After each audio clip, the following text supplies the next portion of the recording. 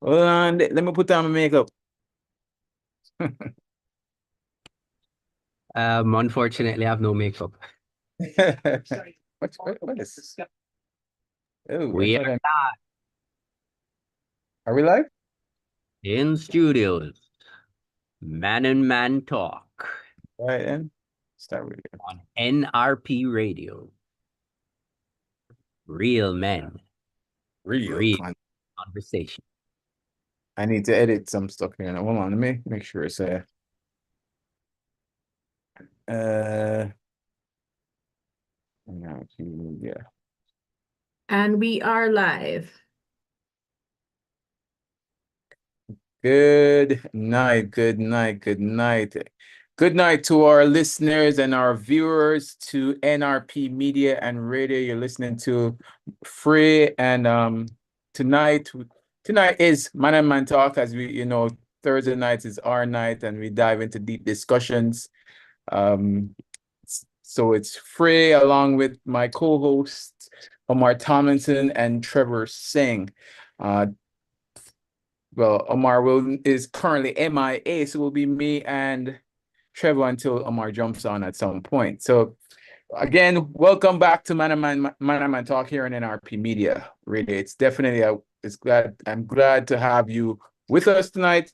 So tonight we want to dive into a big topic, one that has been making the rounds on social media, and I think it won't actually leave the rounds. It's one that always just goes around and comes back up again, and it's really the topic of feminism. No, feminism is a big topic. It's been around since the 1800s, I believe. So the topic is a broad multi-wave ideology that promises equality and empowerment for our female counterpart. And why am I talking about female stuff tonight when it's a man talk, man and man talk? That's what we're going to be exploring. So we're going to look at feminism on a whole, the promise of what it was supposed to deliver. Did it actually deliver? What are the hidden costs the hidden costs that rarely comes up or really are discussed? So that's what we're going to be digging into. It's a broad topic. It's a what do you call it? It's a hot. It's a trigger topic. Did I hear someone saying something there, or were you saying something there, brother? No, continue, bro. All right, cool. Great. So before we how we do it. We like to go before we jump into our deep discussion. We want to, we like to start off by just praying. Also, then we dive in into our discussion. So just join me. If you're driving, keep your eyes on the road. Don't close them eyes. And if you are available, you can bow your head or you can just listen. Father, thank you so much for NRP Media and Radio. Thank you for this slot of time where we get the chance to just discuss various topics, especially topics that affect affect men, but also on a broader spectrum, it affects everyone. We ask, Lord God, that you'll give us wisdom as we talk about, we're going to flow into the idea of feminism and the ideology that it is. We pray that our discussion will be edifying, that it will be God honoring as well, and that we'll have persons who will actually respond. We bless this time in Christ's name, amen. Amen. Before we just kind of jumped in, but before we jump in, I'm gonna just go ahead and just go back over to the studio and we touch on our intro. What defines a man? Culture's narrative or God's design? Every Thursday night from 8 to 9:30 p.m. Tune in to NRP Media and Radio for Man and Man Talk, hosted by Omar Tomlinson, Marlon Fraser, and Trevor Singh. Join the discussion as we tackle real issues facing men today. Topics such as the patriarchy, identity, leadership, responsibility, faith, and purpose, providing an analysis of the biblical worldview of manhood alongside the modern cultural narratives. promising events of lively, honest discussions with special guests. And yes, listener feedback are welcome. The conversations will be real, relevant, and needed. That's Man and Man Talk, Thursdays from 8 to 9:30 p.m. only on NRP Media and Radio. Real men, real conversations. Right, all right. Thank you so much for that. So again, it is indeed real men and indeed real conversations. Conversation. And exactly that's exactly what we want. We want a conversation. We're not claiming to be the again the arbiters of truth, or we are carriers of truth, but we're not we don't have a handle. We just claim to we are giving our perspective or anecdotal perspective, what we've seen in terms of documentations or information on that's on the particular topics that we discuss. And then most important, we try to come at it from the different views that are posed or worldviews that we tackle. We try to come at it from a biblical perspective. With that said, again, we welcome our listeners to respond in and join the discussion. If you want, you can send in your voice notes, or you can send a text through to the number, or my number is, which is 876-332-8635, and send in your voice notes or a text. Or if you're on Facebook or YouTube, you can join us at on Facebook. It's Leon Nash. That's LeonNash Nash. And on YouTube or TikTok, YouTube at NRP Media JA, and also on the radio's website at radio@nrpmediaj.com. So we are live, and definitely if you're tuned in on YouTube, just drop in, give a like to the YouTube page, and tap, not smash, that screen on the TikTok page as well. You go mash up your laptop. Exactly. You don't want nobody mash up your touch screen. And before we jump in, I want to give a shout out as well. Just acknowledge our connected partners. We have our connected partners at Presence Radio, that's in Kingston. We have Gospel Expression Radio, Z Life Radio out in New York, and Caribbean Vibes. That's Caribbean with a K, Vibes Radio Network in Massachusetts. And then we have GGFM in Brownstone, St. Anne.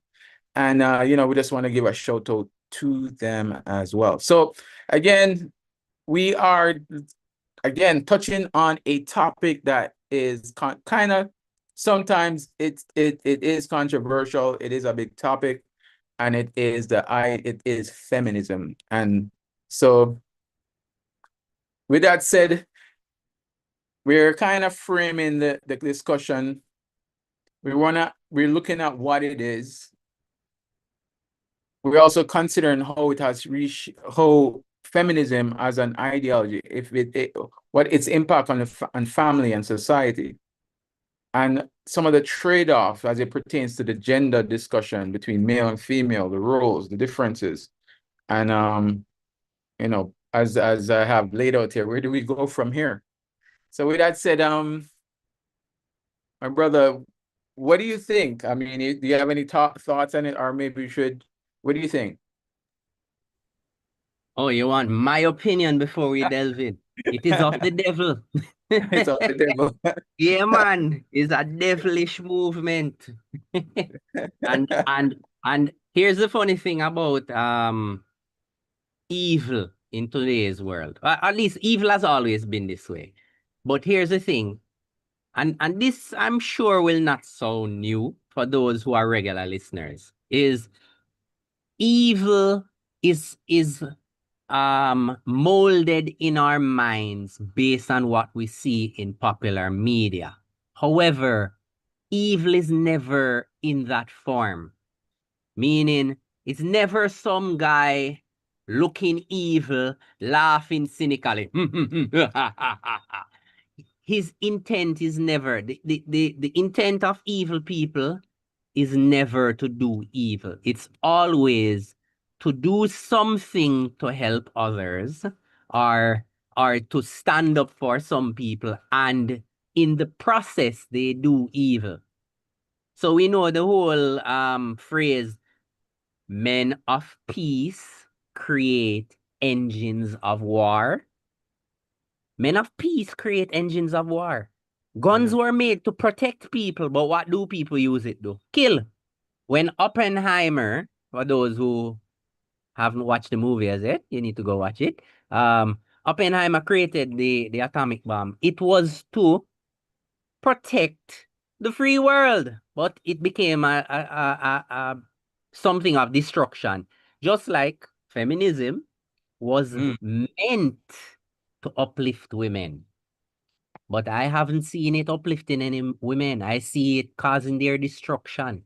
And as we delve in, we will see how it has caused families to be torn apart and for women to lose their way. Man, well, wow.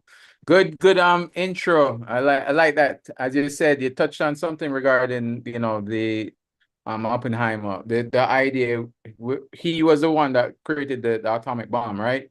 Or he was the one who provided the how to made it pretty much, and it became a weapon of disaster in a sense. Even though some would argue probably that it was, a saving grace. But I think, as you rightfully said, good ideas. What was that? No, I'm saying it's just points of view. Points It's all of a view. matter of perspective. And Yeah. and that's why we're here to show the other side of the coin. Because there are many women who feel uplifted by feminism and have identified as feminists, but I'm wondering if they're feeling okay, because there's nothing good about it. Like, it sounded great in the early years. Even when I was growing up, it sounded like the most amazing thing. But seeing what it has become, seeing the disaster that it has caused, is not a good thing. Amen. So just so we can, we want to make sure we frame or we want to properly, we don't want to be arguing or against a straw man, as we're not. And so far you've been on point, Trevor, but just to provide because I don't want to assume that everybody may know what that is. Obviously the word itself the word kind of gives it away in regard to what it may be referring to, because the feminism, speaking to the feminine, which really relates to the woman.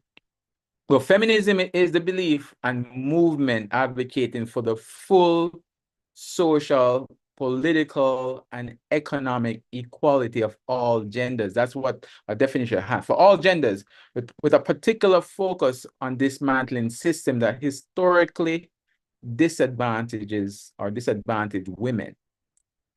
So as its core, it's about ensuring equal rights and opportunity for everyone. Now, that's kind of general definition. In the earlier movement, it had to do with what was called the suffrage movement, and pretty much it was the idea that it's the idea of giving women the right to partake in the political process, right? So it started, as you rightfully said, the idea started out, or how it was positioned or proposed, it was really to provide an equal playing field for everyone, but particularly women. Obviously there are a lot of nuances about it, because it has in many in my reading, listening, I've seen that there are so many with the person who pushed for it. They weren't considered to be very benevolent, or they had malevolent a plot. But I won't go too much into that, because I want to make sure that when I provide my information, it is correct. So some early feminist gains or like the suffrage, as I said, and workplace access, Yeah. that is considered to be clear wins for women, even though it is that idea or that idea that women didn't have certain rights until in the I think it's in this really in the 70s. Some person would actually argue it goes way back into the 1800s, and the women had a lot of rights, or women had the ability to do a lot of things that some person would claim that women couldn't do, Mm. you know. But again, we're touching on the fringes. So why is it that we as men we're talking about it? What's one of the reasons we're talking about it? It's because we've realized that the idea, the agenda that was normally one of the clear agendas that we've realized with the movement is that it was trying to, in a sense, not usurp, but disrupt what they saw was male dominance. Mm-hmm. You know, in fact, some of the proponents were not very fond of the biblical texts. Mm-hmm. And they saw it as one of the main sources of the problem of male dominance. In fact, one of the topics that we touched on in our very first shows was the patriarchy. And the patriarchy, and it said the word patriarchy has become like it's become Like a bad word. it's a It's bad like, word. these are evil people.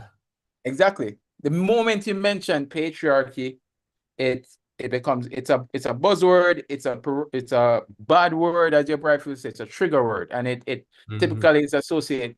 People, when they hear patriarchy, they hear it's almost like they synonymously hear male toxicity, as they put it, Mhm. or Mhm. male. It's always associated with male toxicity, like toxic male or toxic Yeah. masculinity. But Mhm. and those are, we would say, are actually offsprings. Those viewpoints are really offspring, we would say, of feminism. Mhm. It's an attack No, on the biblical mandate. just to interject something there. To update our listeners a little bit. Feminism started in the 1900s. And just like you read in a book and you read and you say there are chapters to a book. Feminism is viewed in what's referred to as waves.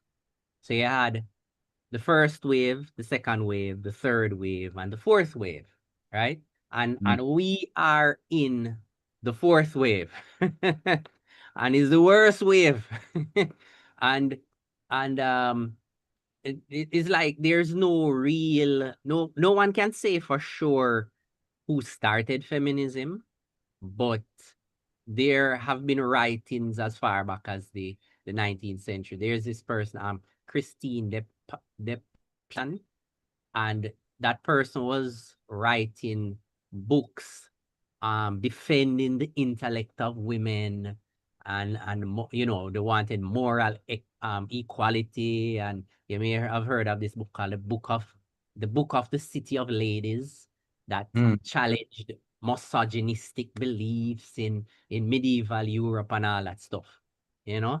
And then of course some people may have heard of this woman called this one is probably the most popular. Her name is Mary Wollstonecraft, right? And yeah, and she published something called a Vindication of the Rights of Women, arguing that women served the same deserved the same educational opportunities as men because they were equally rational. I'm going to, let me challenge it and then turn it back over to you, because you were talking about the biblical part, right? And the thing about it, what people need to understand, and you see, when you're in the situation, you will never really look on things as they are. Let me give you a quick example and then make the point.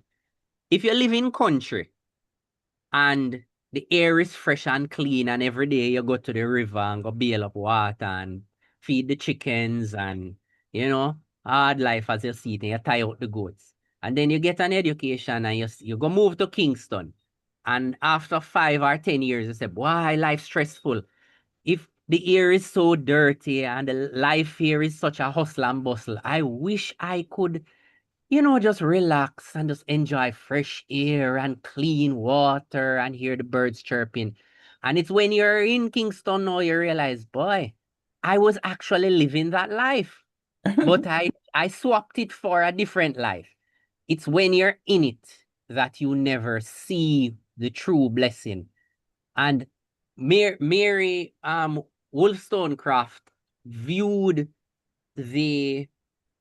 how women were treated as bad. But what a lot of people need to understand is life never changes. People have always been people all throughout the dawn of time. And if we are to get all men and pick out all the misogynists, it's a very small percentage. I can say it's less than 20.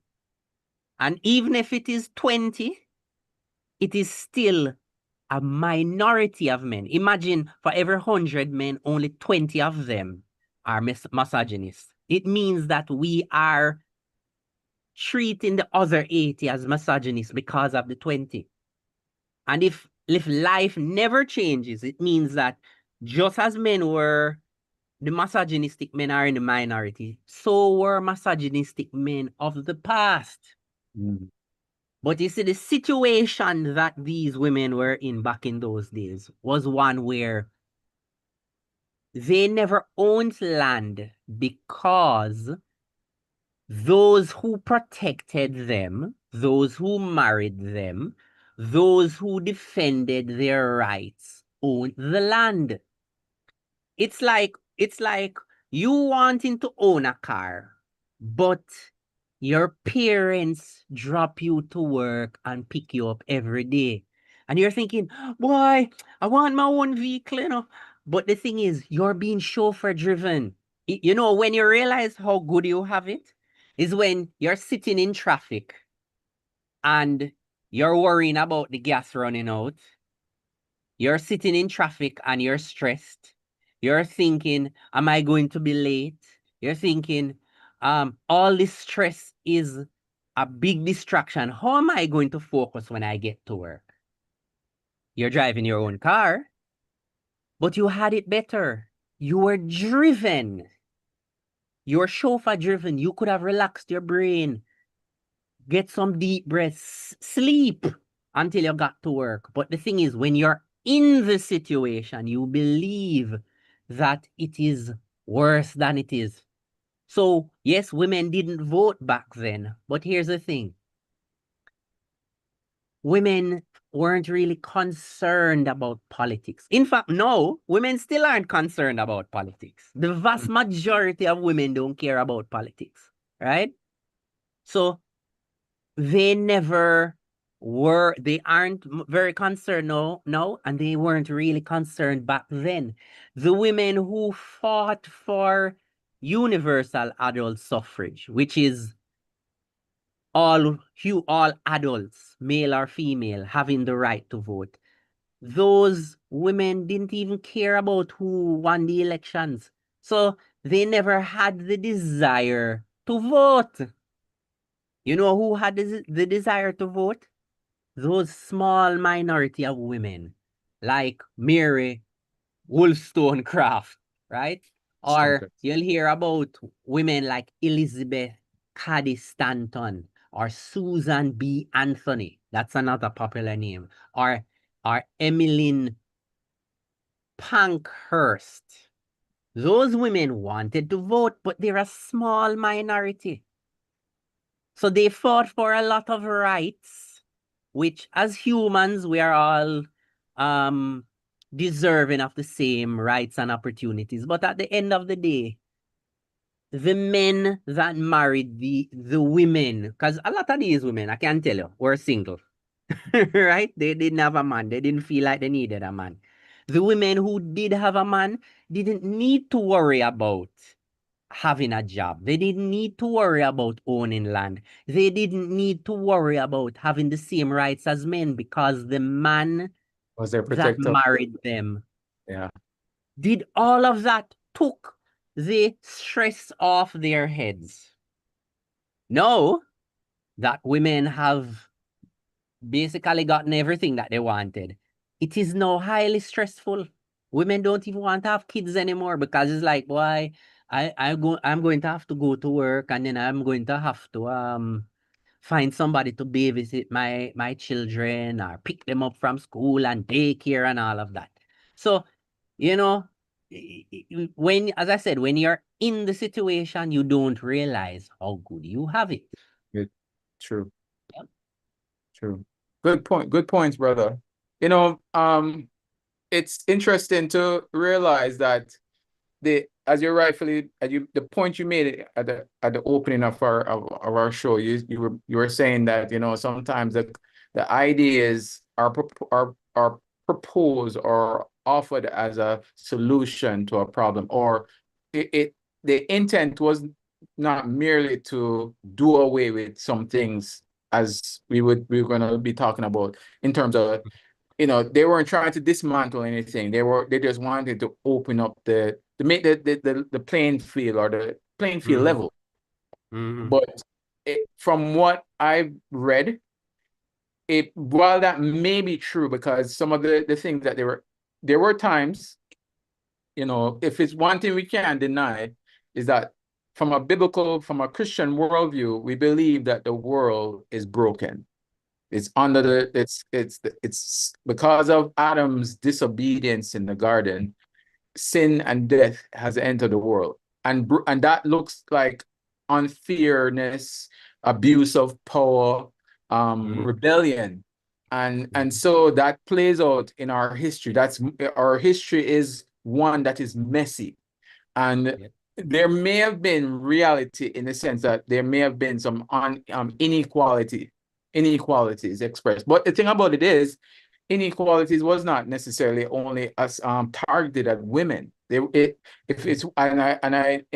definition that I was able to find regarding what was feminism, it said it wanted equality on a level playing field for everyone. So, but the thing about it is, they said that the devil is in the details. Yep. And sometimes what seems like a good, the good intent is always an opportunity for the enemy. And, one of the things that we understand from a biblical point of view as well is that the enemy hates humanity. He hates God more so. He hates God more so, and he will do anything to disrupt or thwart or misconstrue truth and distort God's plan and on God's intent. And we are his, the Jamaican saying, you can't catch Harry after catching shot. We his people are the creation is exactly. So what am I trying to say here? The feminism, what I've seen it to be, it's very elusive, in the sense that in one sense it seems like it provides a wide scale benefit for the female agenda, for our female counterpart, but the undertone is that it takes away something else. And what it takes away, as you were rightfully saying, I explained in the idea of women being able to being independent. And who doesn't want to be independent? That's one of the things one of the mantra that you'll hear right now on many platforms is independence. Some women are gone to the extreme where they say they don't need anybody, they don't need no man. They're strong, they're independent. And that's an offshoot of feminism, which wanted to give women autonomy, full control of they wanted full control of the right to do what they want. So in their view is the man is the thumb that they want to get from under, But the thing about looking at some of the, I was looking at the history of feminism, and what they would argue is that the movement has been infiltrated somewhat. That, like, within the movement there were fringes, and there were radical fringes, and the radical fringes had their plans, their end game, and some of those end games we're seeing played out in our society. Like one of them particularly is this. So there are a couple of proponents that they were considered to be radical, but they are the major. If you do your research, they're the major movers and shakers in the feminism movement. But one of the things that they said that the family was the chief institution of patriarchy, reproducing male dominance through socialization. So they looked at the family as a tool, Oppressive.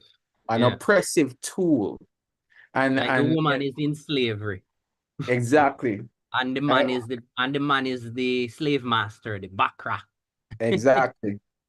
Oh, Here, boy. this one says, called the family, called the, Firestone. This, I'm going to give you the name. So Firestone, this is the name of one of the persons. So the first one was Millet, and this one is Firestone. And her response was, she called the family the seat of women's oppression. Wow. And envision artificial reproduction free. Hear this? She envisioned artificial reproduction freeing women from childbearing. Oh, and that was from the 80s, no? From the second wave. So this would have been from the second. This is actually, so I gave you Kate Millett. Her name is Kate Millett, and she was involved. She was heavily involved in sexual politics in the 1970s. And then you had Firestone, which is Shulamith Firestone. She too was a part of the movement, sexual revolution, which is in the 70s. And then you had Adrienne Rich, and she too, her critique was on sexuality, and heterosexuality was enforced through family culture. So she looked at the heterosexual, which being straight, being the natural means that God made man for woman. She looked at it as a way to enforce.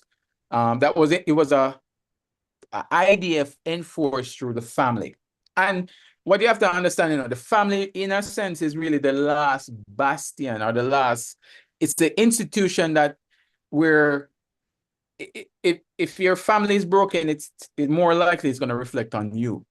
In fact, one of the things that, and it's heavily studied, there's a lot of data on it regarding broken families, but also the impact on the children. And and the absence of the father, how impactful it is on the likelihood of a child who will end up being violent or a criminal. The family is where you inculcate standards, good standards. A family that is sound in terms of what they believe and it's together and it's healthy, will always produce a well-rounded individual that will be productive in society. So, and that's the enemy's end game, is to destroy. So I know I've been monologuing a bit, but the thing about it is, one of the reasons why it's so important for us to talk about feminism, because it's an ideology that has been, as you mentioned, I think it's from the 1800s, and it may even go far. I would say that it goes farther back to the very pages of scripture. And I would say the very first feminist was Satan himself, who wanted to liberate the woman from the father. You understand? And Eve was his first disciple. Exactly. Because God is the patriarch, the first patriarch, and he made a rule: do not eat of this fruit, or you shall die. Exactly. And he comes and said, "I lie God, I tell man, you won't die." And she listen to him. Yeah, man. Exactly. Feminist rearing its ugly head. It's like the world runs. The world, or any organization, needs law and order. We need law and order. You have to follow the rules, but some people just don't want to. That's the thing. And the thing about it is, because of I would say it has already had tremendous, I know we were saying that we were touching on a few things and looking at some of its wins. And obviously, what we would say, there has been some wins, but the thing about it, within those wins, as it pertains to the leveling the field, Mm. There has been so much things that have been lost. And Oh, we're seeing one of the main thing that has been lost is the family. And we're in, one of the things that you will hear, I was at a function recently, and it was regarding the health, World Health, not the World Health, it was the Health Organization. And it was, they were, one of the things that they touched on was they want to see how they could actually remedy the low birth rate. And while there's a lot of factors that is tied around that there's a lot of nuances, a lot of factors that has been affecting the birth rate. But one of the things that I don't think in my personal opinion, I don't think that I don't think they touched on, and I think the reason why is because it is a very sensitive matter. And it also clashes with sometimes it clashes with some who are the architects. It yeah. clashes with their worldview, is the Mhm. family, is the breakdown of the family. And as it That pertains, is the mission. exactly. As it pertains to the man and his wife. And Mm. also they not just cohabitating, because cohabitating also it's not good either. And the social science, the data regarding that even that is very clear in regards to it doesn't produce the same effect that a married couple, a nuclear family provides. So, there are some who want to try, they're trying with their endeavor best to try to reshape the family. And that too, Yeah. as we rightfully say, it's an offshoot. It's actually a fulfillment, I would say, of the ideas of Satan played out in the feminist architects. And their whole aim to dismantle God's intent and purposes, especially when it plays out in the family. So feminism, it has to be not taken lightly. And one of the things that you and I and Omar, we talk about these things, and we have our discussion, and it goes broad in regards to its impact, the tentacles of this movement. It has and you know what? It would be good to hear. I'm sure this is not everybody agrees with this notion. Some persons don't see the problem as it is. But there is problems, and it goes beyond even our talking points here. It's seen Yeah. in what's going on, as I touched on, the birth rate, the high divorce rate, Mm-hmm. the sex, what do you call it? What's the word? I think they coin it, the sex wars. No, what do you call it? Gender war? Gender wars. That's the right Yeah. word. Gender wars. And All there's of the no real war, There is no real war. It's just that um if Satan, me not go say the enemy, me go call him name in case people are confused. If Satan wants to crush us, he has to divide us. Whoever heard of an army facing their opponents head on? No, you try and split them up and you have multiple battlefields. That's how wars are fought. You have multiple battlefields. So he's trying to crush us by defeating the family first. It's a very simple plan. I don't know why people act like they don't know what's going on. I think because it's because nothing is as potent and effective as a lie that is Mm. that is enshrined or enforced as one evangelist said, as one, the lie is like one who is covered in a bodyguard of lies. The truth Mm. encroach in a bodyguard of lies. The Mhm. thing about it is there's some truth in the idea of what feminists purports to want to achieve. Because equality in the sense that equality in outcome or it equal not outcome. Sorry, let me correct that, because that's another ideology too. Equality in terms of opportunity is something that is right. It's good.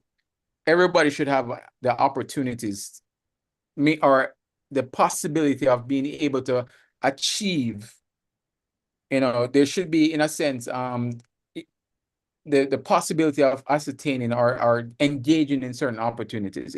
There should not be any real barriers in some regards, some things, you understand? And so you can, in that sense, the playing field should be open, and if you're able to do the work, if you have the right accreditation, if you have the right aptitude, if you're able to do the thing that requires for this job to be done, then you should be open to it. Once it's not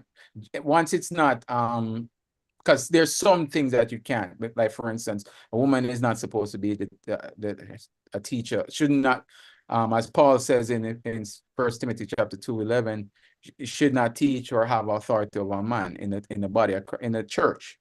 That's a given. That's flat out. I know, and that's a controversial take, but it is what it is. But as it pertains to everything else, if a woman is capable and has the aptitude to do it, and she gets a job. And I said that's equal opportunity. That's a win. But then because it's because the ideology has other agendas. Like for instance, you mentioned the different waves, and I'm gonna just, if you have the data with you regarding what those are. So apparently there are up to 5 waves, I would say. Is that correct? Well, some sources say 4. 4. So like for instance, the first wave was the 19th century to the 20th century, and it primarily was focusing on legal rights, especially like women's rights to vote, property rights, access to education, and legal equality. And then, of course, I mentioned the earlier proponents, Elizabeth Stanton and Susan B. Anthony and Emmeline Parkhurst, And then you had the second wave, which would have been the 60s, 1960s to the 1980s. And the wave broadened its focus beyond legal equality, right? And was focusing, because by this time, women were working also. It was focusing on workplace discrimination, reproductive rights. And if anybody is wondering what we talk about reproductive rights is, if the woman can decide whether or not, like she can tell her husband, I don't want to have any children, or I'm going to lock shop on you. For the Jamaicans, you know what that is. And for the non-Jamaican viewers, it means withholding of sex, right?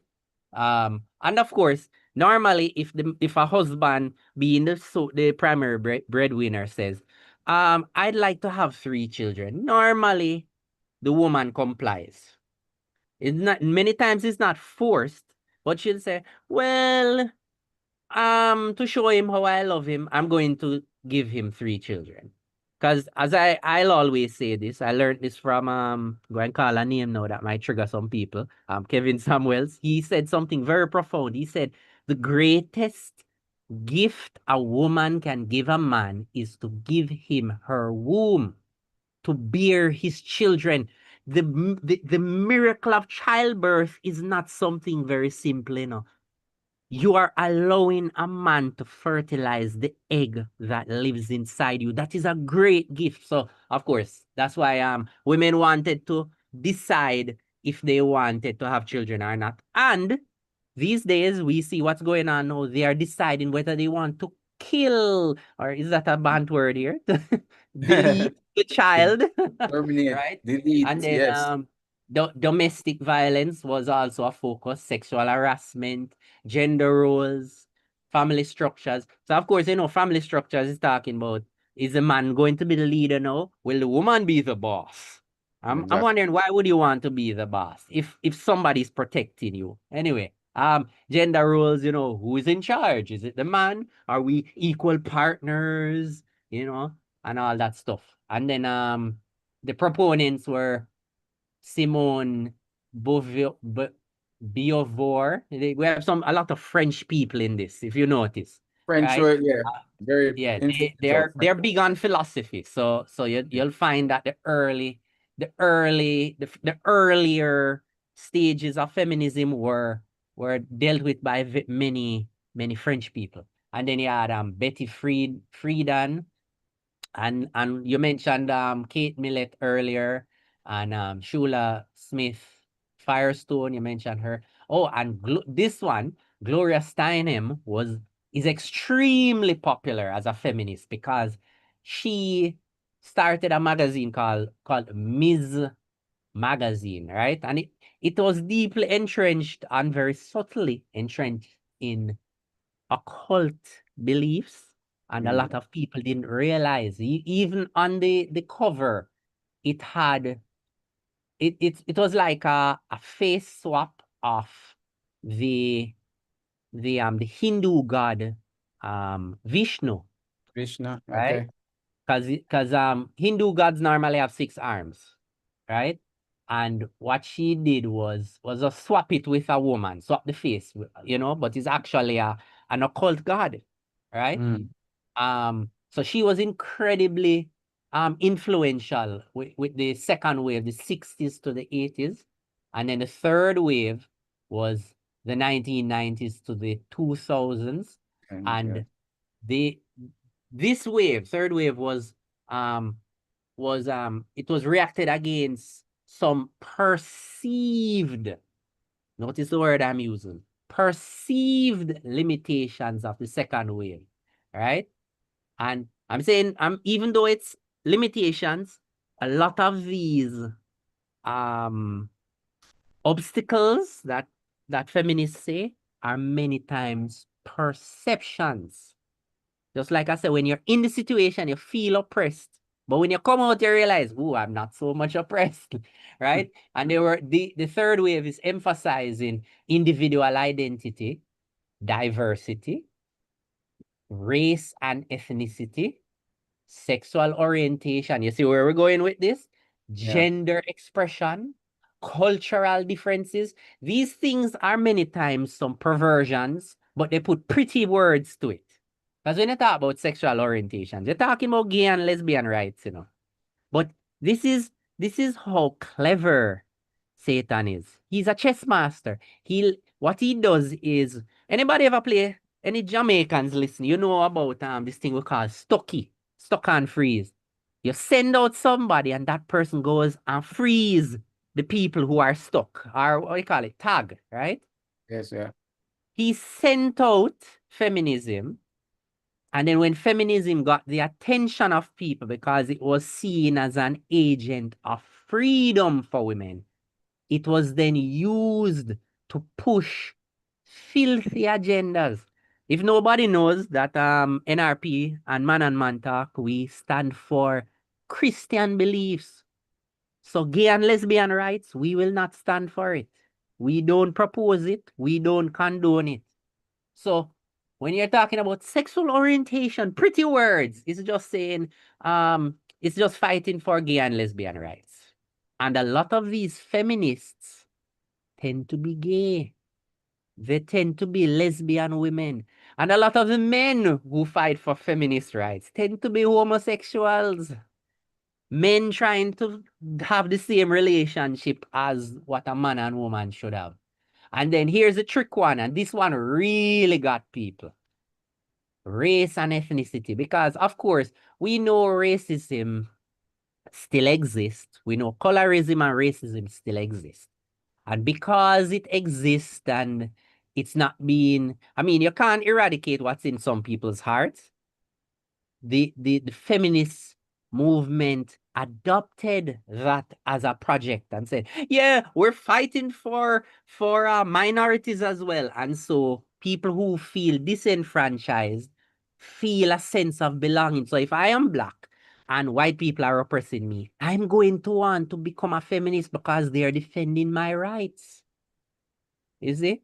Well, in my opinion, the church should be speaking up more and defending the rights of minorities, because we do care about the rights of people, And then, of course, the proponents of the third wave was Rebecca Walker, Bell Hooks, and Judith Butler.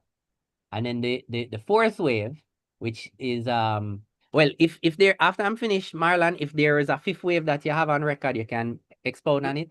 The sources I have were saying the fourth wave was the 2010s to the present, and it's mostly associated with social media activism, opposition to sexual harassment and assault, equal pay, representation in leadership, online advocacy, and intersectionality. I don't even know what that is, but I can tell you, one of the tricks, I'm going to try and hurry up so you can chime in, but you see, one of the things I can say is some of these sources that feminists oftentimes cite in terms of statistics about sexual harassment and assault is oftentimes not factual, meaning when persons are conducting their research, women who are captured in the pool of women who have been sexually assaulted many of them are oftentimes like somebody catcalls them. So in Jamaica you go, psst, sweet girl. That's catcalling. That's seen as sexual harassment by some women, right? And so that is captured in the data. So in America, men will whistle, catcalling again in a different way.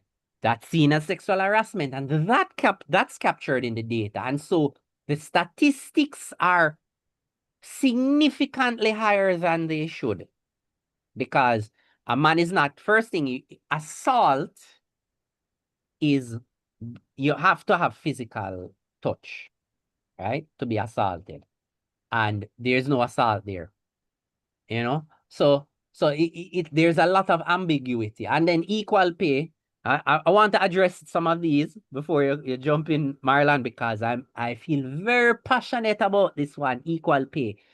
The pay gap is a myth. Audience, if you disagree, chime in, correct me if I'm wrong, but I can tell you, it is a myth.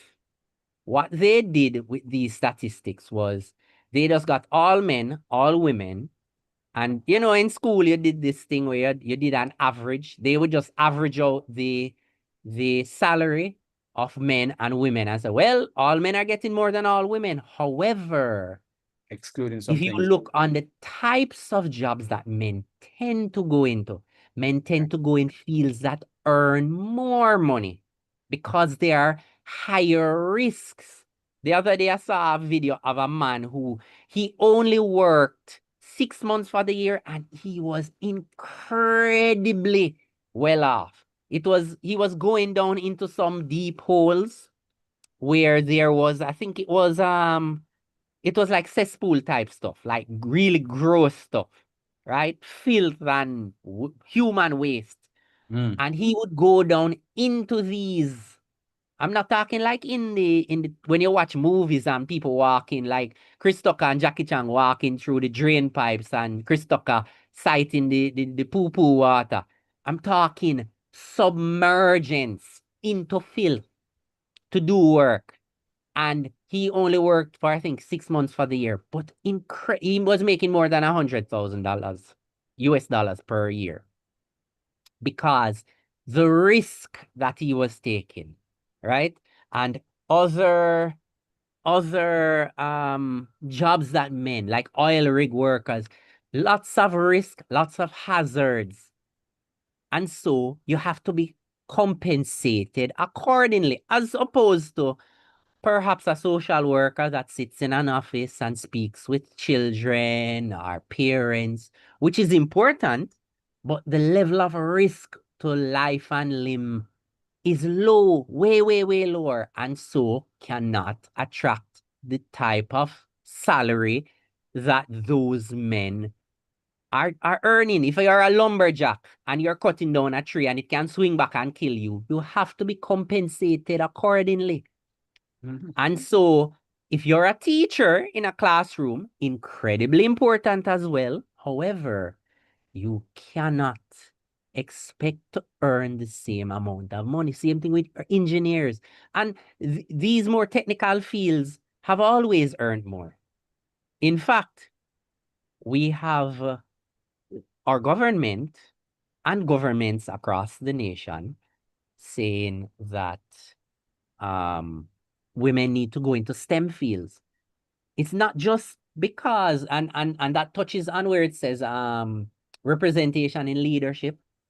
It's like they're saying if you want to be leaders, you have to go in leadership positions, right? If you Yes. want to earn more, you have to go into jobs that earn more. These rules don't just apply to women, it applies to men. If your skills are low, gentlemen who are listening, if your skills are low, you need to increase your skills. So if if your only skill set is sweeping the street, maybe you need to start learn how to fix some mobile phones to increase your earning potential. And ladies, the same applies to you. So the thing is, a lot of this inequality and unequal pay that is stated is all in the mind. Because what? If you want to earn a doctor's salary, then you have to become a doctor. It's pretty simple, you know. But you see, feminism does not acknowledge these nuances. This is like common sense stuff. A high schooler in fifth form is looking to go into a job market. The person is very aware of that. And so people choose careers based on salary. So you cannot expect to shun the STEM fields. For those who don't know, STEM, the acronym for science, technology, engineering, and math. Higher paying salaries. And even in leadership, we're saying, oh, we need to have a quote on how many women are in politics, are in leadership. But the thing is, it should never be about your gender. It should be about your ability to lead. So if you have 7 board of directors, you shouldn't be saying, why? We need to ensure we get at least 3 or 4 women on the board. No, we need to get the 7 best people. Yeah, I'm going to leave it there for now, brother. You touch on a lot of things, and all of them relevant. And you know, one of the data. Thank you for the data regarding the waves. And one of the reasons why I even brought up the waves, the different waves, is to show you that it has been a evolving idea. And so even though that the first framers would be saying that their intent was good, and they were trying to do something that would have been beneficial for, in a general sense, but particularly for women, there were other persons who had ulterior motives. And as I said before, from a biblical perspective, I believe Satan would have been the first framer of feminism. But you know, one of the things is that the wave, that it's actually 4 waves. You're right, and there have been talks. I've listened to some talks, and they've mentioned, but there have been people who are toying around the idea. But where we're at right now, we're in what we just came out of what you touched on it a bit. The idea with catcalling, the Me Too movement, which was pretty popular in the U.S. and not just the U.S. in U.S. in North America and Europe. And one of the most famous trials was with the actor Johnny Depp. I think his trial was actually the breaking point for that. Kind of really brought some, I would say there was a shift in the they call it the Overton window in certain regards to the idea of this whole agenda, where we realized that no, you can't just trust all women. You can't just take you can't just that the idea just to take a woman at her word, which was also an idea that was raised, that you must believe all women. And that was born out of I would say it was born out of what would you say was a crisis.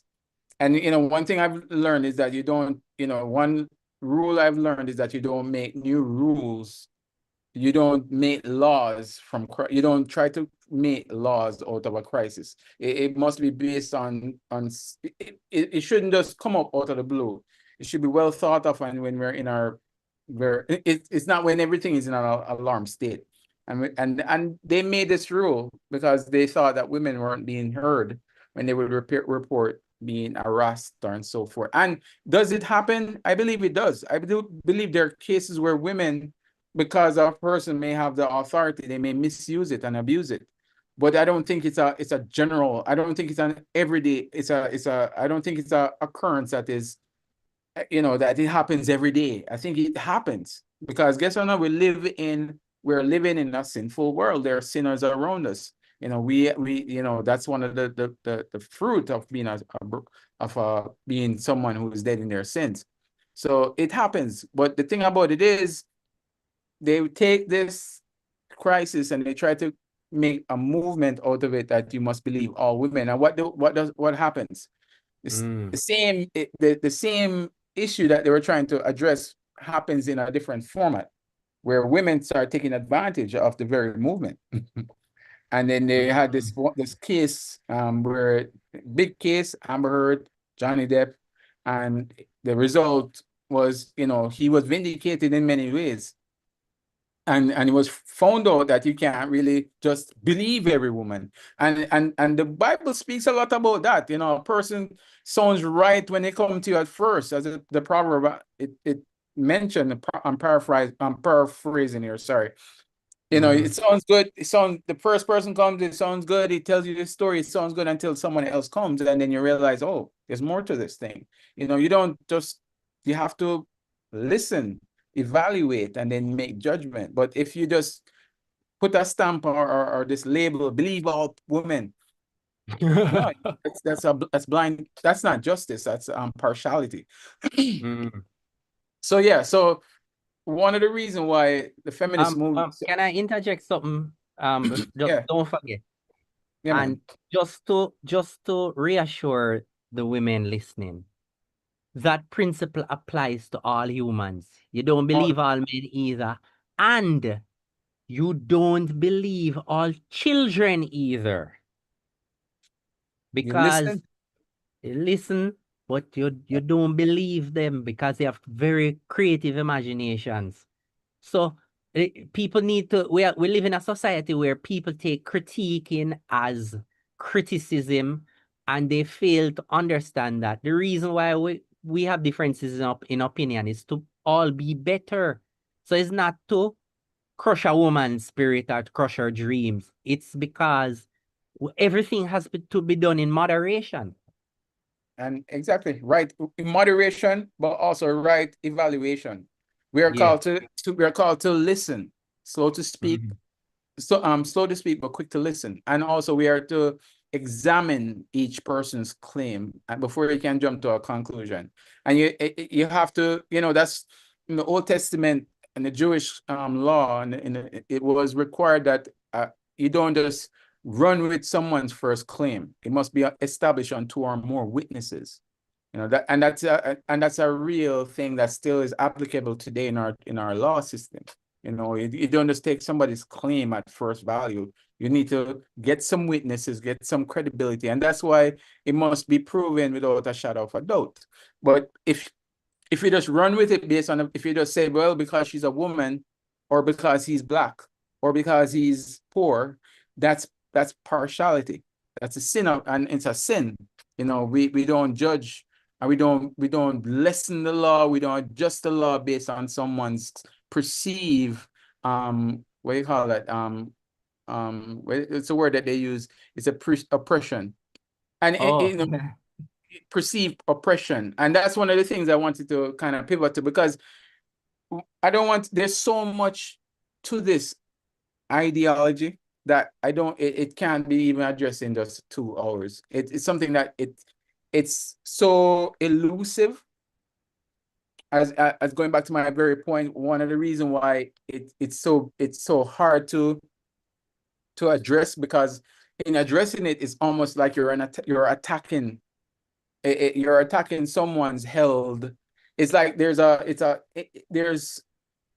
like a benefit that's there in a sense, because it has so-called provided a lot of progress, a lot of leeway, that almost like years of what do you call it, years of success.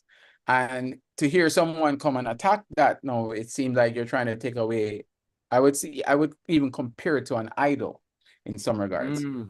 But so there's a lot of truth that it claims, the open playing field for everyone.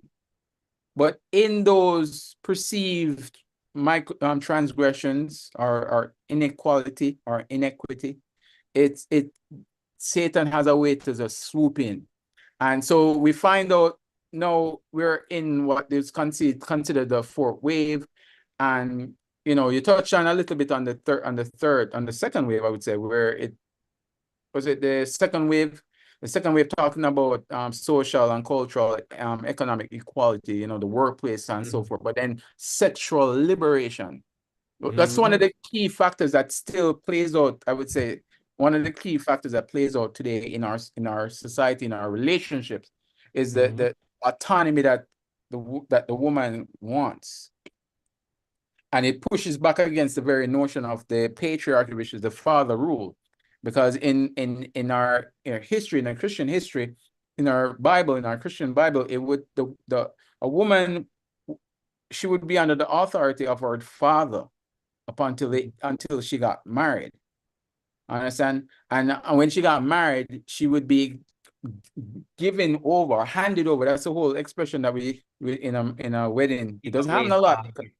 The father hands over to the groom, and he's now responsible for this man's daughter. He's now the head, according to Ephesians chapter 22, and the idea that the man is the head of the household, right?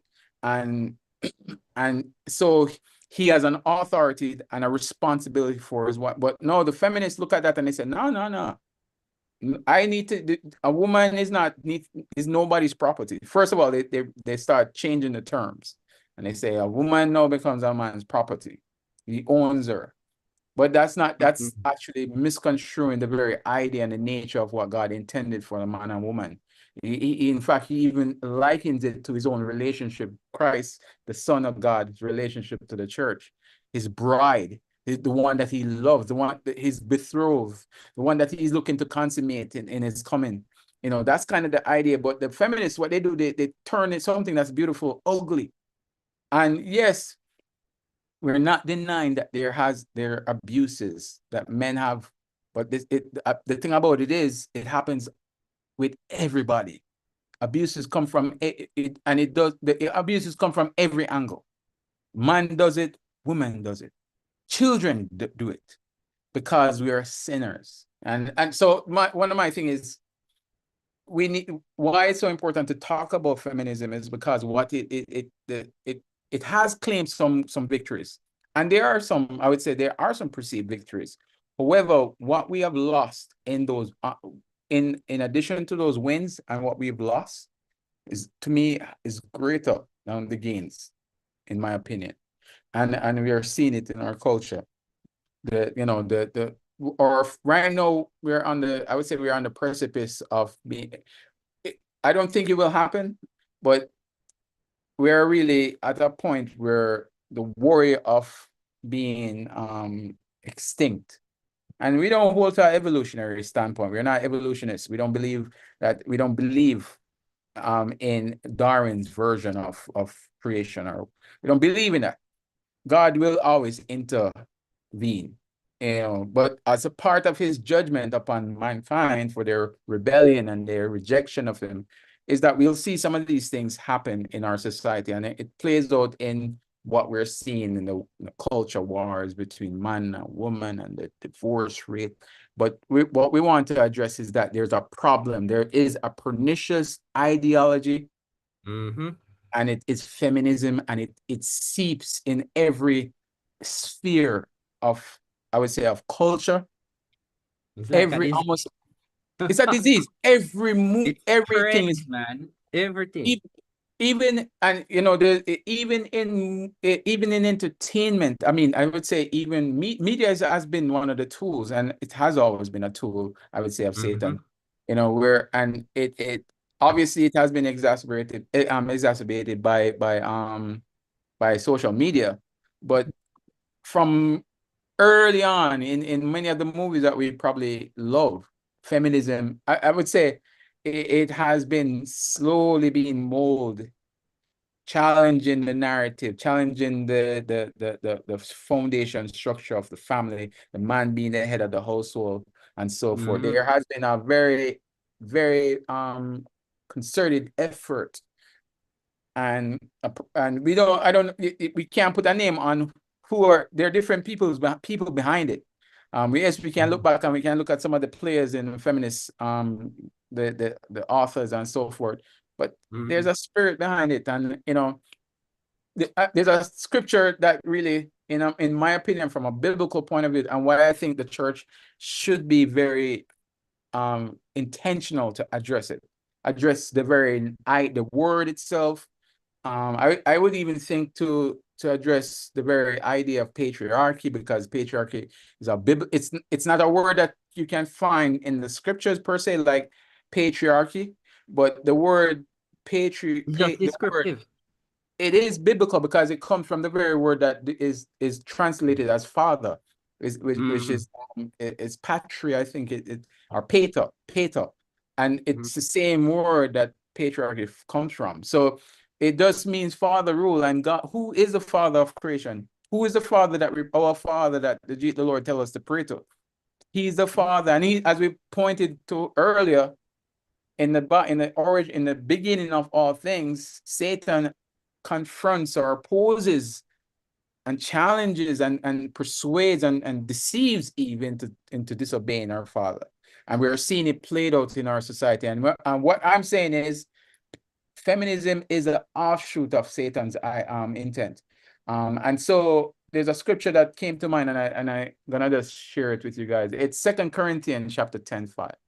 And this is a biblical basis, and why I think we need to address it, and the church needs to address it. Paul talking about, he said that we demolish arguments and every pretense that sets itself up against the knowledge of God. So Yeah. any arguments that props itself up, any ideology that claims some way, some truth, we have to destroy it. We need to Mhm. call it out, and we need to put Yep. a face to it. It's not a figment of people's. It's something that's well documented. It's there in society, and it's. I would say that it has had actual many, besides the small victories, so-called victories. It has claimed and actually succeeded in many of its mandates. There, there was a woman who she was responsible. I was trying to find her. Her name is Stanton. No, you did. I don't think you mentioned her, but Yeah, she man, I had. mentioned her earlier in I think it was Third Wave.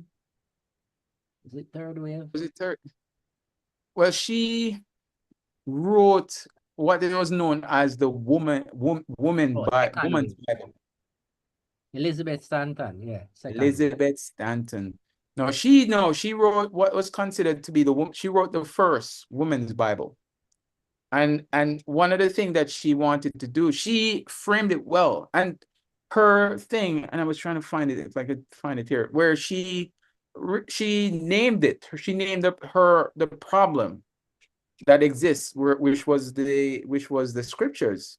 She set out to actually rewrote the scriptures and provided commentaries that were, it was even rejected by the very suffrage movement. They saw her attempt to reshape the scriptures as a bad attempt, and they rejected her movement.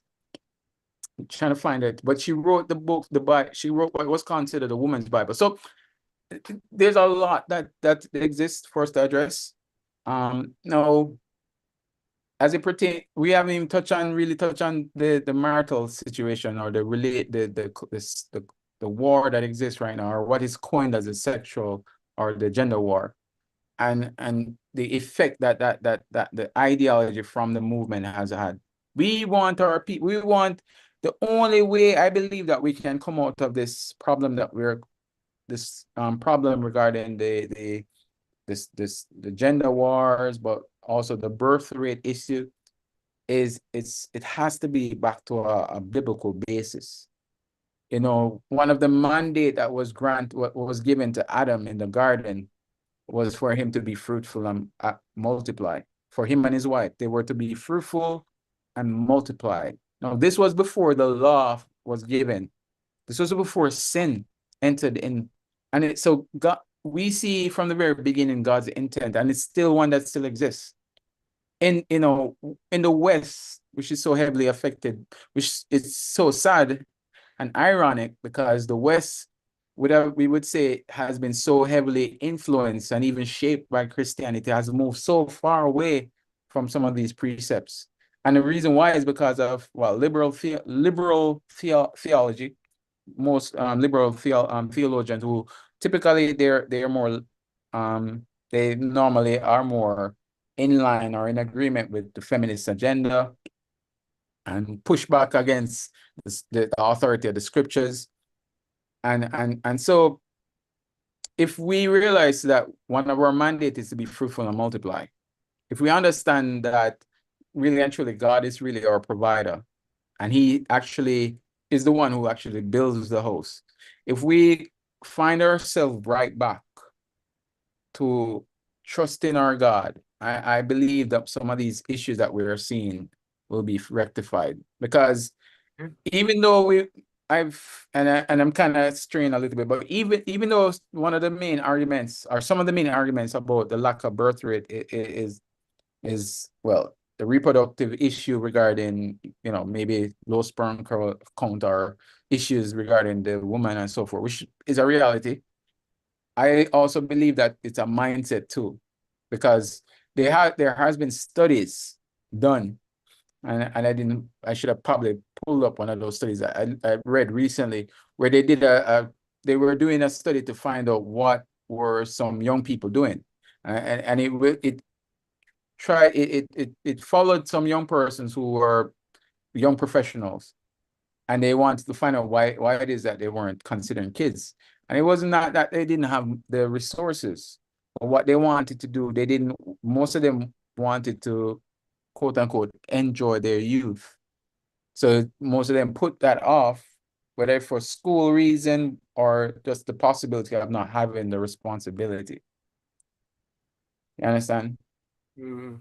So that has been one of the factors, and it comes from a mindset that yes, there's more behind that. There's a lot of nuances, I would say, yes.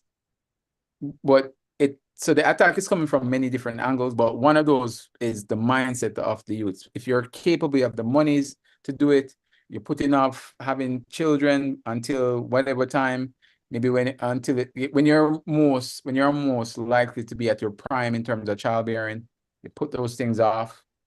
It definitely will affect, you know. So it's a number of fronts. Obviously, Satan is coming. The spirit. There's a lot of different areas that the attack comes from, but the ideology standpoint, I believe, is a big one, because if you have the mind right, you typically tend to follow the dictates of what your mind, the dictates of what your mind is leading to, and the conviction that your mind will produce. Mm. So yeah, I know we went, we kind of threw a lot of darts, but I hope our listeners or viewers didn't, capture some stuff. And I definitely love to hear from our viewers or listeners, if you don't agree with us, you don't agree with our take, you don't think there's a problem, you don't think that feminism is actually as bad as sometimes, its proponents, its opponents, talk about it, then we want to hear from you. We want to hear, we want to know where we may have misunderstood. We want to truly, unpack this. So if you're available, you're listening to us, send in your comments or call. And if you're on YouTube, we want to see your comments. We're gonna see if we had any comments on our YouTube page right now. Yeah, let's hear what you guys have to say. Because we could be wrong. We could be wrong. And, would want to hear your opinion, or perhaps you guys have an alternate view of what we have said. And we'd love to hear what your point is, you know, what's your viewpoint on it. Definitely want to hear from you. So if you are there, you're listening in, and you have a pushback, or you have genuine questions that you'd like to have answered, and by God's grace, by the best of our ability, we'll provide some answers. Yeah, we want to hear from you. So if you were there, you can send in your text to 332-876-332-8635. And we're looking forward. I'll be checking. I haven't seen anything as yet. And if you're on Facebook, YouTube, or TikTok page, please like our page, but also we want to see your comments. Yeah. So we kind of touch on so really and truly, I think we've really answered, because there were two real questions that we really wanted to address. So the first one was, what did feminism actually deliver? Did it actually deliver anything? And we kind of touched on it, that there are some stuff that were delivered, but then the second question, I think, kind of really answers or frames my viewpoint, our viewpoint. What are the hidden costs that we rarely discuss? Were there some free lunch? Yeah, were there some wins? Were there some actual payoff that we're still benefiting from today, that we can say, yes, it was necessary. This movement, this ideology is so good, and it has borne fruit, and it's still bearing fruit, and yes, we can't remove this pillar.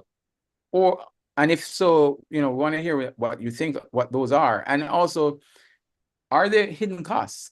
And our argument would be that, yeah, there has been many hidden costs. There's a lot of setbacks, I would say, from this ideology. So yeah. So feminism, again, just to provide a little bit more, to go back to the definition, it really is a movement, as Trevor had indicated, it started in the 1800s. And the end game was to try to provide some form of equality. As my definition said, the idea was to dismantle what was considered to be perceived inequalities or oppression against oppression, particularly against women. And what they wanted to do was to provide an equal playing field for the women, that they could enter the workforce, that they could go vote. Some person would say that they could own bank accounts, even though that has been a point that I believe was debunked. Women have been owning land and had bank accounts from the 1800s, long time.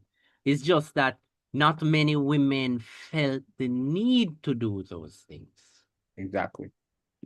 So yeah, so I would say that most of what I believe that what they consider to be the radical wing of that movement, I believe that was that was a real agenda. The real agenda was to upset or disrupt what was considered to be the biblical narrative, or the biblical mandate for the family.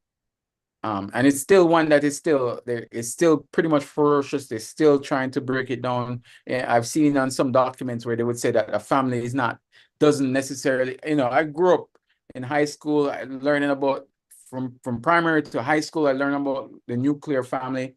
And you'll be surprised that there were some movement trying to even dismantle that, even to demonize it as not this good thing as it's perceived. And, so there have been movements that have been trying to say that there are more than one ways to have a family. That the family doesn't have to revolve around a man or woman. It can be a man and a man, or a man and a woman and a woman, and some unnatural aspects of what Paul would say is unnatural affections. Paul talked about it in Romans chapter 1.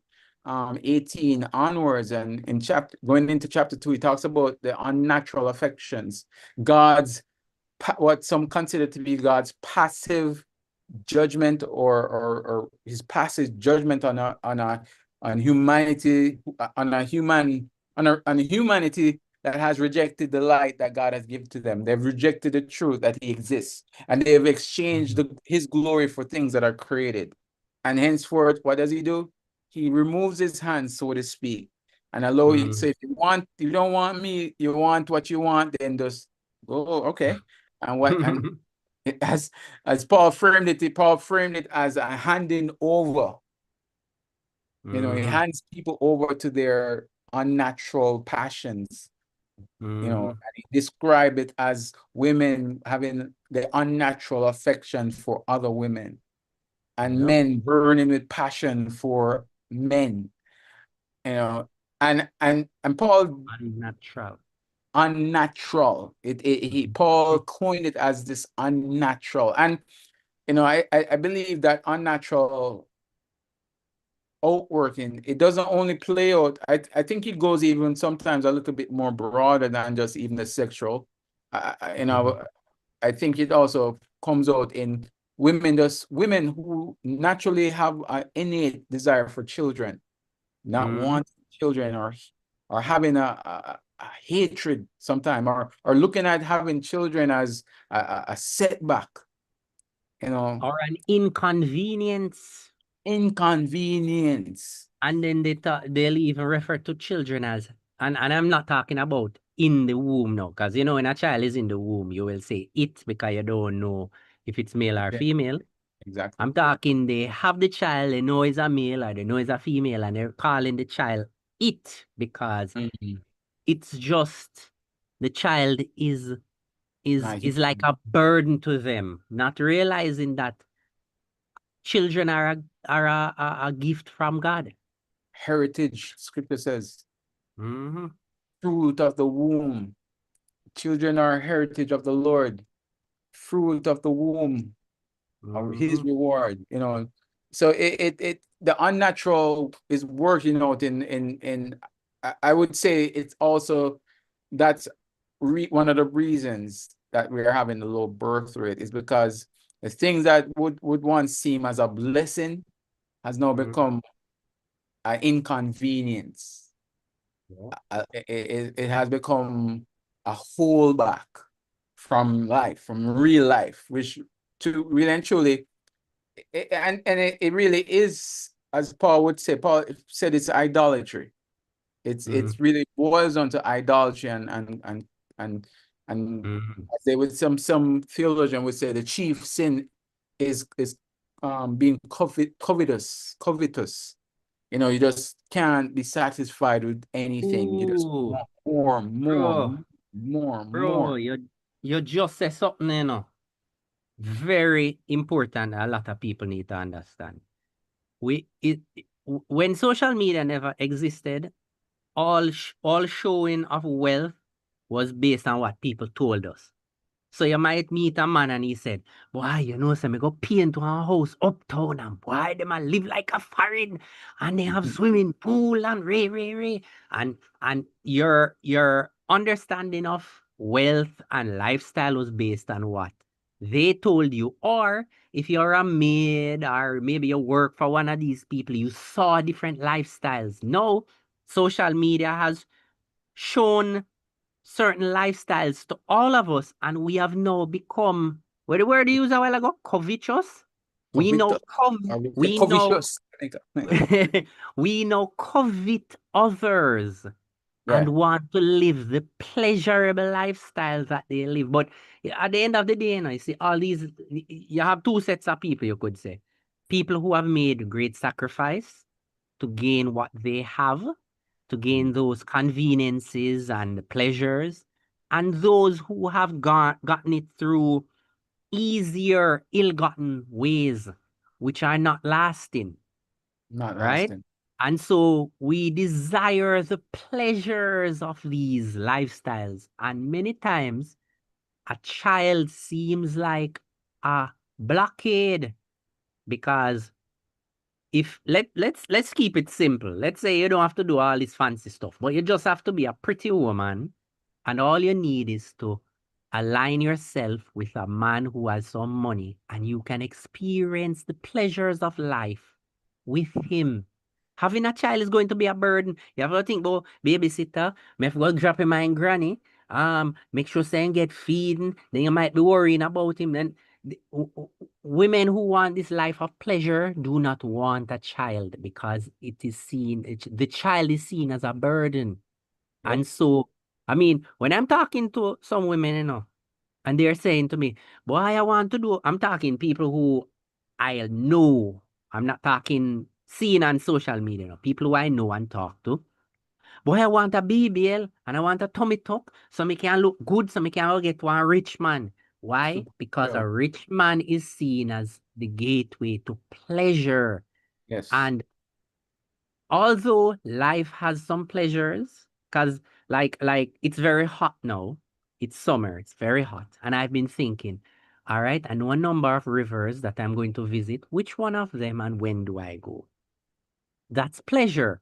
But I don't need to do something. You know, I don't need to be rich. You know, I can partake of it. I just need to put some time aside and do so, right? So Yes. there have always been pleasures in life that don't require a great cost. But what people are doing now is they are weighing the types of pleasures.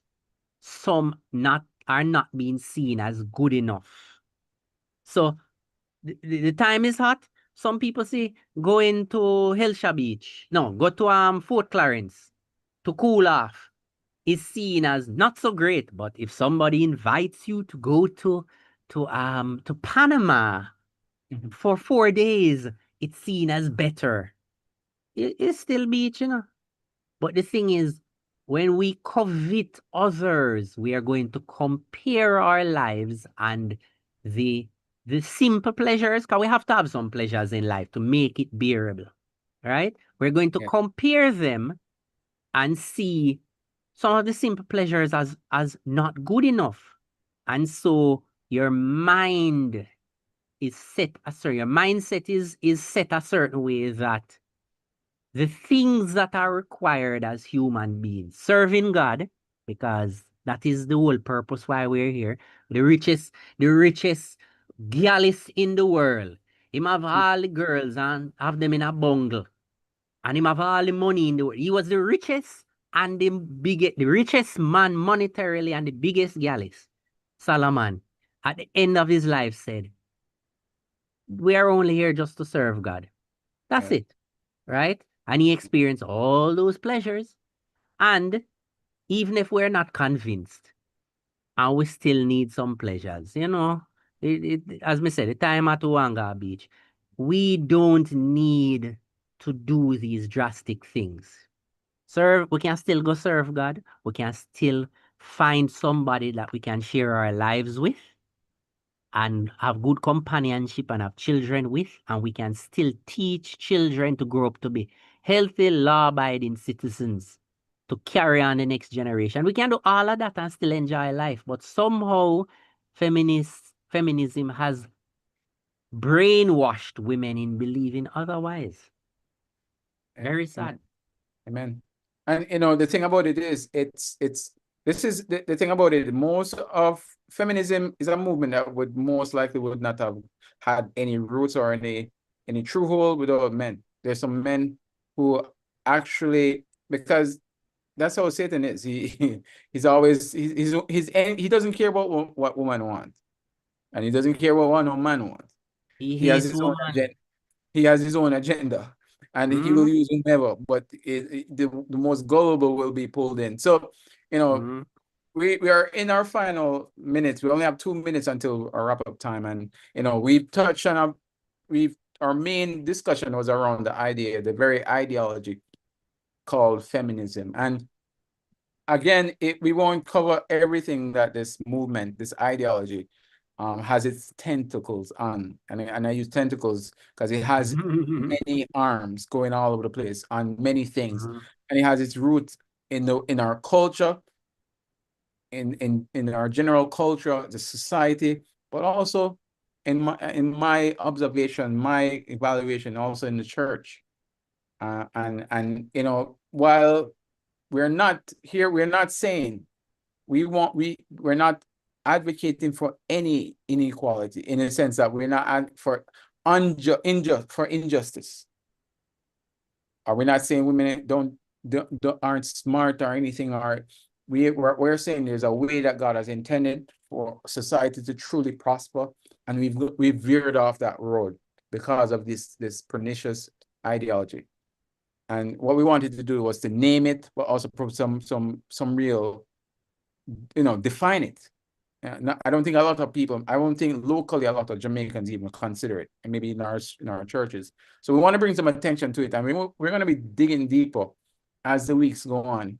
We're going to be having deeper discussion. We're going to bring up some more topics revolving the same ideology, and we're gonna, by God's grace, we're going to dismantle it. You know, and at the end of the day, my goal, my end game is to bring knowledge to this, but also to bring us back in alignment to what God would want us to, how God would want us to walk for the betterment of humanity and for His glory ultimately. And so, you know, with that said, I'm gonna just, it's currently 10 o'clock on the hour. I'm gonna just share my one point, and then I give it over to you, my brother, to close off. And just in, you know, touching on what I said earlier, just regarding coveting, and which is the chief, which some have considered the chief sin, wanting, never being satisfied, never being content, which is one offshoot of feminism as well. Like, you can't settle for what you have. Paul says that we brought nothing. He says he says verse 6 of chapter 1 of Timothy, First Timothy chapter 6 says, but godliness with contentment is great gain. For we brought nothing into this world, and we cannot take anything out of it. But if we have food and clothing, but with these, we will be content. And there's more that he said, that enter from verse 9 and 10, talks about, but those who desire to be rich fall into temptation. And one of the things that social media has done is to paint this picture that it's, you know, we're all pursuing, hustling, trying to get that. And while there's nothing, anyway, I mean, the scripture speaks for itself. He said that those who desire to be rich fall into temptation, into a snare, into many senseless and harmful desires that plunge people into ruin and destruction. And he says, for the love of money is the root of all kinds of evil. It's through this craving that some have wandered away from the faith and pierced themselves with many pangs. That's the words of the Spirit of God through the Apostle Paul. And with that, I leave that right there, and I give it to you, brother. Well, I'm now feeling like maybe you should have closed off, because it's always best to close with the word of God. Because right. I'm going to read some statements that notable feminists that we have mentioned earlier said, and it will show you that these people don't mean well. Well, their tactics don't mean well. Simone de Beauvoir said, marriage is the destiny traditionally offered to women by society. What's her name? Shula Smith Firestone said, the heart of woman's oppression is her childbearing and child-rearing roles. Oppression. Kate Millett said, the family is patriarchy's chief institution. I mean, God implement that institution there from the garden. School and church never built yet. Anyway, Bell Hook said, the family has been the primary place where we are taught to accept domination. Lies. God teach we. Anyway, Germaine Greer, the family is the source of all our discontents. Wow.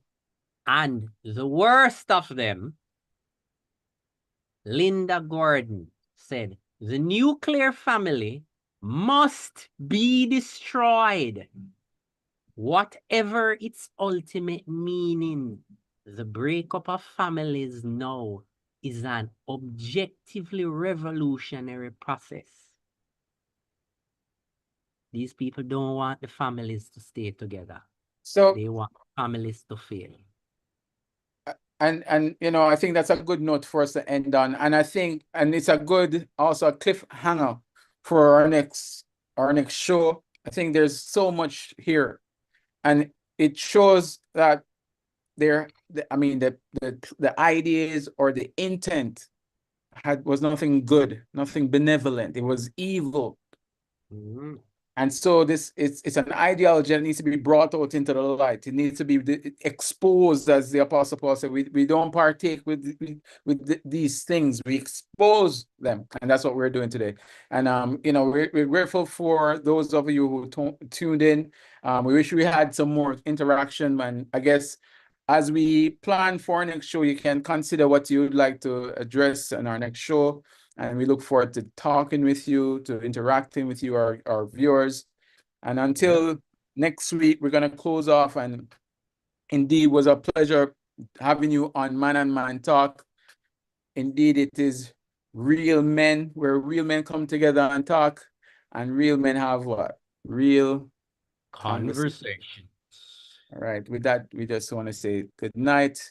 And Good thanks night. for tuning in.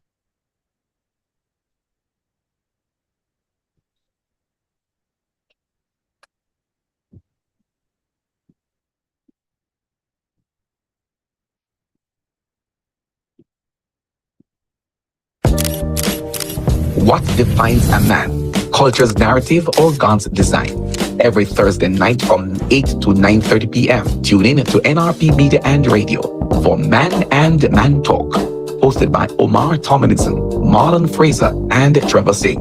Join the discussion as we tackle real issues facing men today. Topics such as the patriarchy, identity, leadership, responsibility, faith, and purpose, providing an analysis of the biblical worldview of manhood alongside the modern cultural narratives. Promising events of lively, honest discussions with special guests, and yes, listener feedback are welcome. The conversations will be real, relevant, and needed. That's Man and Man Talk, Thursdays from 8 to 9:30 p.m. only on NRP Media and Radio. Real men, real conversations.